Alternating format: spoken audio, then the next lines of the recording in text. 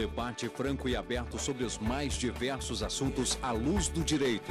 Está no ar Reflexões, com André Ramos Tavares e Gisele Reis, que recebem hoje o ministro Henrique Neves do Tribunal Superior Eleitoral e o secretário de Direitos Humanos e Cidadania do município de São Paulo, Eduardo Suplicy.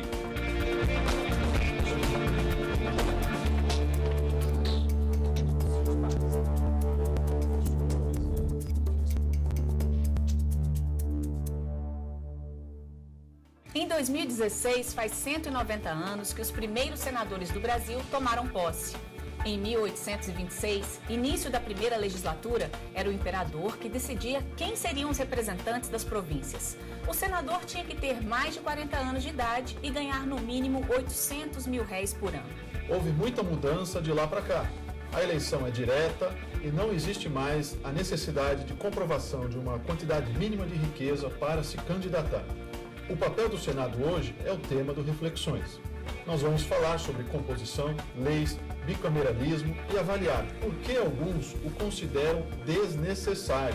Você concorda? Bom, antes da discussão, veja os nossos convidados de hoje. Eduardo Suplicy, secretário municipal de Direitos Humanos e Cidadania de São Paulo. Foi vereador, deputado estadual, deputado federal e senador. É mestre e doutor em economia pela Universidade de Michigan, nos Estados Unidos. Henrique Neves, ministro do Tribunal Superior Eleitoral. Foi vice-diretor da Escola Judiciária Eleitoral do TSE e integra o Instituto Brasileiro de Direito Eleitoral. Eu quero agradecer a presença do ministro Henrique Neves aqui conosco. Muito obrigada por ter aceito o convite da TV Justiça. É sempre um prazer. Também agradecer ao Eduardo Suplicy. Muito obrigada por estar aqui conosco. Também me sinto muito honrado de ter sido convidado para participar das reflexões junto com vocês aqui na TV Justiça. Bom, e para começar o debate, sobre o papel do Senado, acho que a gente poderia explicar para quem nos assiste qual é a função do senador. Nós temos ali regras na Constituição Federal que trazem, inclusive, uma idade diferenciada para aqueles que acabam se candidatando a serem senadores e alguns requisitos específicos, como, por exemplo, a própria questão do mandato, que é um mandato diferenciado do que se tem para a Câmara dos Deputados. Então, eu pergunto para o Eduardo Suplicy, qual é a função, qual é o papel do senador? Bem, em primeiro lugar, é um representante do povo e em qualquer circunstância, seja na tribuna do Senado, seja dando uma entrevista ou em qualquer lugar onde esteja o senador, pode ser na rua, no restaurante, no cinema, fazendo uma palestra, sempre tudo que ele fizer é importante se dar conta que ele está representando o povo. Se cometer alguma bobagem, pesa muito sobre ele. Mas tudo que ele fizer de positivo também vai ser assinalado. Segundo, na Constituição diz que os senadores têm a função de legislar. Legislar significa estar examinando, debatendo, votando, sejam as proposições do chefe do Poder Executivo, da Presidência da República, seja dos colegas no Congresso Nacional, os deputados federais e nós, senadores, e além de examinar, de debater, poder modificar as propostas, temos também a possibilidade de apresentar projetos de lei, projetos de resolução. Ademais, nós temos a função de fiscalizar os atos do Executivo. Em geral, arguímos e votamos para cada um dos ministros dos tribunais superiores, salvo o eleitoral, também os presidentes e diretores do Banco Central precisam ser examinados, todos os chefes de missões diplomáticas, os embaixadores, fazem a exposição na Comissão de Relações Exteriores e lá é votado o nome dele e depois no plenário também, e assim por diante. Então, doutor Eduardo, existem funções que são semelhantes àquelas exercidas pela Câmara dos Deputados, mas outras que são privativas, de senadores da República. Exatamente. E é um conjunto bastante amplo de funções, na verdade, E a Casa Legislativa do Senado se costuma dizer que é também a casa da experiência, porque a maior parte dos projetos de lei, das propostas em geral de legislação e de emendas, parte da Câmara dos Deputados, né? E de maneira que o Senado acaba se comportando como se fosse uma espécie de casa revisora de todas aquelas iniciativas que vão acabar desembocando em leis, né? Mas também temos a possibilidade de apresentar projetos de lei, e eu muitas vezes apresentei projetos de lei, por exemplo, na área eleitoral, para que, de fato, tivéssemos a exigência de transparência em tempo real de toda contribuição, não importa de cada natureza, precisava ser registrada na internet, como eu próprio procedi quando candidato. Também votamos no Senado projeto de lei do senador Jorge Viana, por exemplo, para extinguir as contribuições de pessoas jurídicas. E eu fui o relator e acrescentei, conforme a campanha por eleições limpas, que também se limitasse a um certo valor, na ocasião R$ 1.700, para cada pessoa física contribuir para o partido ou candidato. Então, transparência em tempo real e não mais contribuições de pessoas jurídicas. Felizmente, isto vamos ver acontecer e neste ano de 2016, o que vai significar uma grande modificação no financiamento das campanhas eleitorais, para dar exemplos, né? Mas o que chama atenção é que, apesar de todas essas atribuições do Senado, e apesar de diversos projetos de iniciativa também do próprio Senado, extremamente importantes para a sociedade brasileira, há sempre uma discussão, né, em alguns segmentos da sociedade ou meios acadêmicos, no sentido da extinção ou da desnecessidade do Senado. Eu queria ouvir um pouco também a sua posição sobre isso. Eu, particularmente, acho que o Senado é uma instituição importante que já demonstrou a sua importância ao longo dos seus 190 anos para o Brasil, até porque você retirando um sistema bicameralista, você vai ter, obviamente, um sistema com uma única Câmara. E é normal, mesmo na feitura das leis, que em determinados momentos as emoções aumentem, que as pessoas decidam algo não pensando exatamente no futuro, mas no momento atual. No calor da emoção. Então, com uma única Câmara aprovando as leis, ainda que você tenha depois a possibilidade da Presidência da República sancionar ou não ou vetar esta lei, não haverá a necessária reflexão do projeto, que é, como você mesmo falou, André, o Senado Federal é a voz da experiência. Até a idade dos senadores, para a candidatura para o Senado, precisa, hoje em dia, no mínimo 35 anos. Então, quer dizer, são pessoas mais experientes, que normalmente já passaram por outros postos, que não estão ali brincando de legislar. Não que a Câmara dos Deputados faça isso, mas é normal na Câmara dos Deputados que os novos parlamentares que chegam com aquele ímpeto que é bom, que é o que representa também o anseio da população em realização de mudanças, mas os senadores, além desse ímpeto de tentar melhorar, de tentar resolver a situação do país, têm também a voz da experiência que os fazem pensar não apenas no momento, mas também no futuro, quais são as consequências. Porque hoje nós temos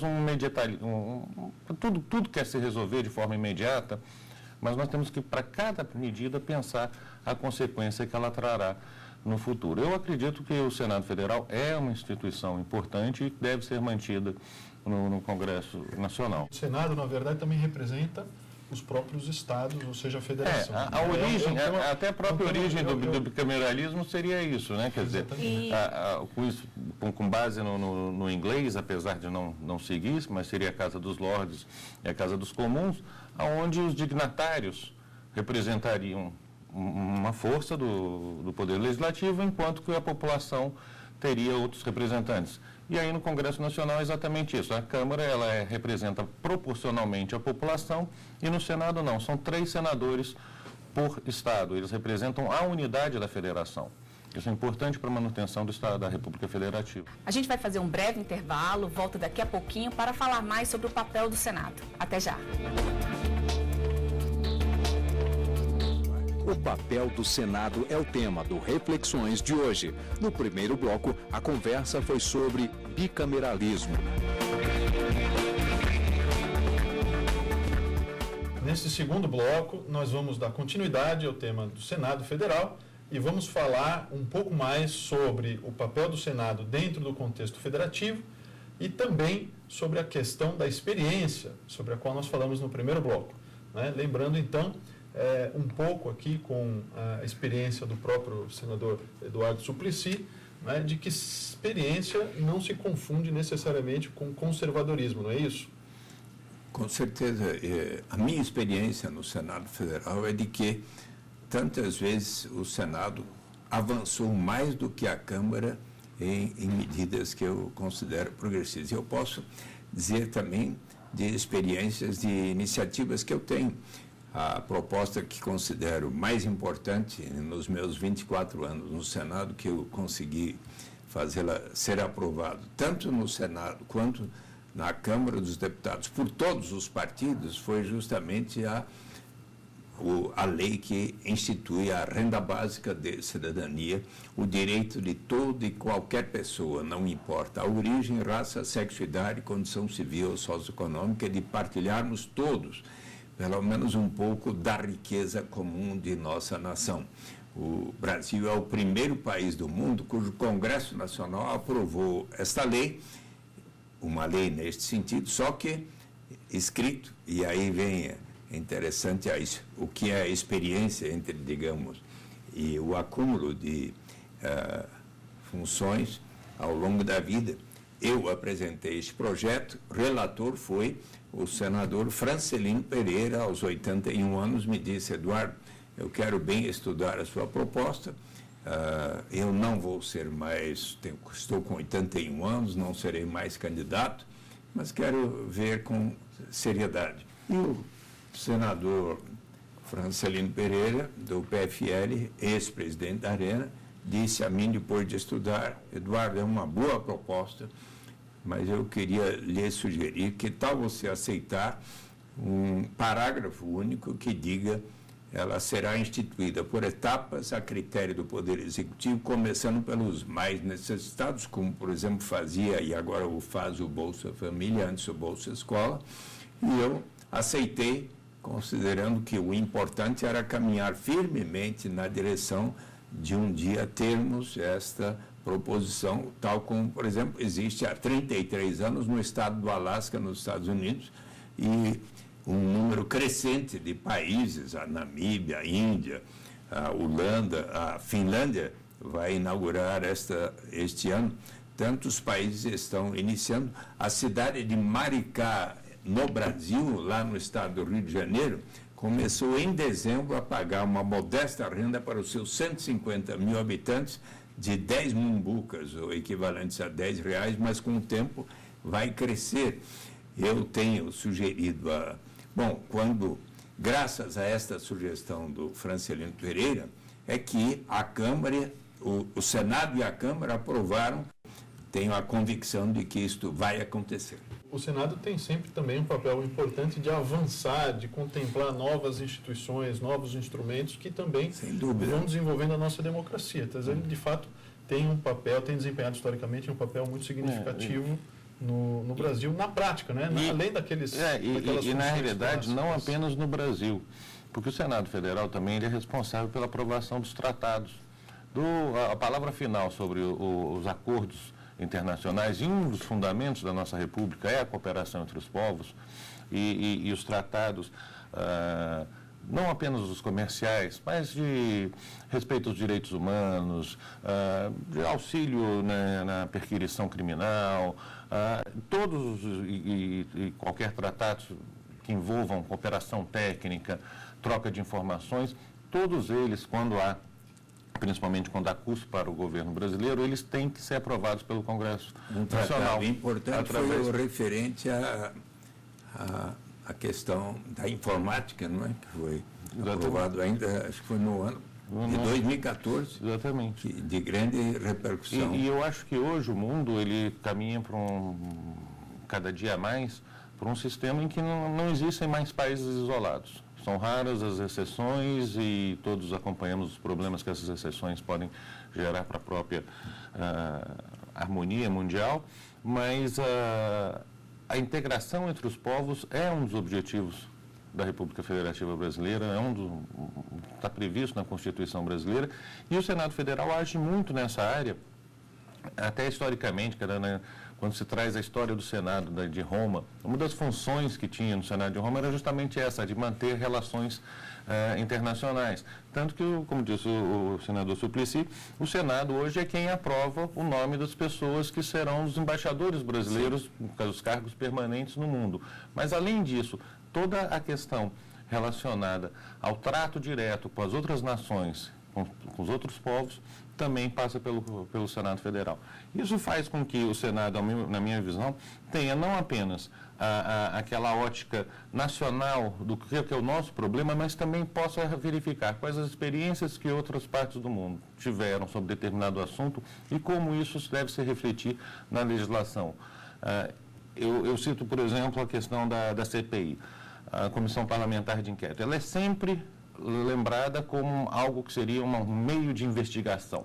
É um meio de investigação, mas é uma investigação para quê? Não é para aplicar uma sanção. Essa sanção ela é encaminhada ao Ministério Público para que ele proceda ou ação penal ou ação civil para buscar reparação de alguma coisa que se verifique errada. Mas para o Congresso Nacional, para o Senado Federal, a CPI ela tem uma função de identificar qual que é o problema e verificar quais normas podem ser editadas para suprimir a possibilidade daquilo se repetir.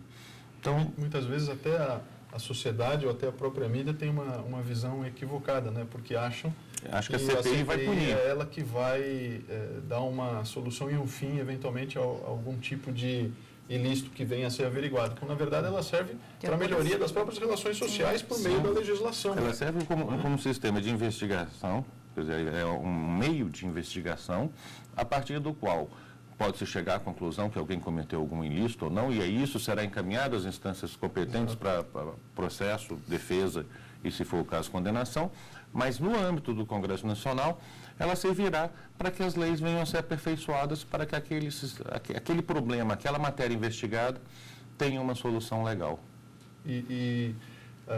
A própria Constituição, no meu modo de ver, não é, realça o papel do Senado Federal, não é, quando atribui a ele todas essas competências expressamente. Competência, por exemplo, de suspender as leis quando o Supremo Tribunal Federal declara a inconstitucionalidade de uma lei por meio do chamado processo de controle difuso, ou seja, num caso concreto, o Supremo afasta uma lei por suposta inconstitucionalidade. Né? Cabe ao Senado, então, suspender aquela lei, dar efeito para toda a sociedade, para que ninguém mais na sociedade tenha a obrigação de cumprir uma lei que foi considerada inconstitucional. E o Senado tem esse papel, são papéis importantes para a sociedade, que o Senado representa e tem historicamente, não é, feito de uma maneira a se sustentar como uma casa de grande legitimidade. Não é? E vai muito além, inclusive, dessa imagem, né, a ideia de que se tem, de que seria apenas uma fiscalização do Poder Executivo. Isso nós estamos vendo aqui agora, né, que são diversas as funções. E a gente não pode deixar de mencionar a própria função de julgar no que diz respeito aos crimes de responsabilidade de determinadas autoridades. Exatamente. Então, é o Senado que vai, né, exercer... Nesse aspecto é bom, porque sempre que se fala do impedimento, sempre se tem como alvo a presidência da República, porque o país já passou por um processo de impeachment. Mas não, a competência do Senado é para julgar os crimes de responsabilidade os ministros dos tribunais superiores, os ministros do Supremo Tribunal Federal, do Conselho Nacional de Justiça, do Conselho Nacional do Ministério Público, tomar também por exonerar o Procurador-Geral da República antes do término, final do mandato.